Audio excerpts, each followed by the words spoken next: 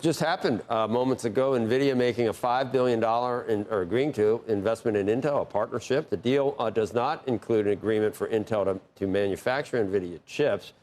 Nvidia and Intel will, however, develop PC and data center chips, according to a news release that was just out. John Fort, man, oh man, so at 7:14, he was in bed sleeping.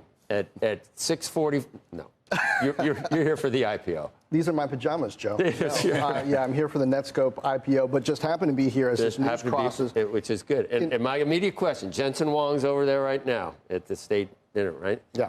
Did the government, you see any of meddling here with this, or was it? I don't know. I mean, of course, we know that America is a shareholder going forward in Intel, but you mentioned it. Passive, supposedly. Yeah. What's interesting here is that how the Intel stock is moving on this. This is not what some people might have hoped for, which is an agreement between Nvidia and Intel for Intel Foundry to manufacture Nvidia's leading AI chips, right? And Intel really wants to have this leading edge foundry, much of it in America, manufacturing the most advanced chips. This isn't what this appears to be. This appears to be an agreement for Intel to use its x86 computer, CPU technologies to connect to what Nvidia makes, and both on the PC side and then on the data center side, that what some would consider older school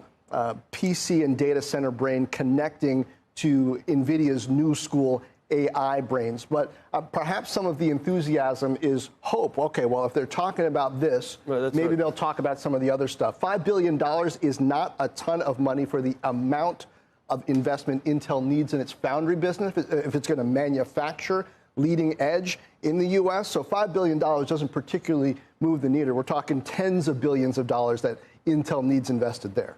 But they looked around during the CHIPS Act and thinking about supply chain and security, and oh my God, we need domestic foundries.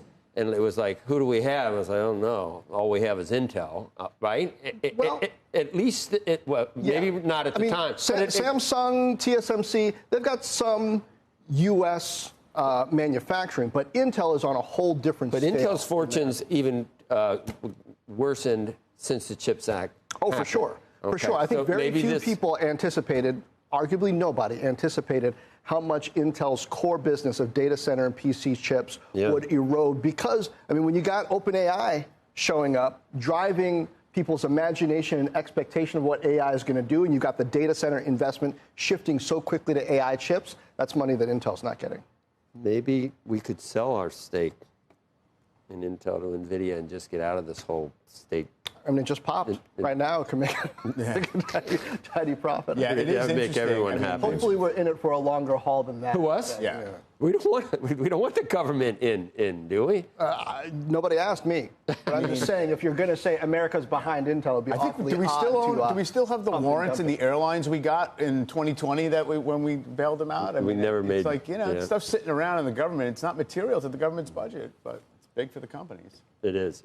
I'm just wondering whether the stock's up because, in dribs and drabs, looks like Intel's going to be around, at least, at this point. If for no other reason, you want to see Intel and NVIDIA's names together in a friendly press release if you're an Intel investor or an algo. Is that really worth that? Of course, it's $7 on Intel isn't what it used to be. Taiwan sent me down a touch. I mean, I doubt it's, super important to them, but interesting, the pieces moving around here.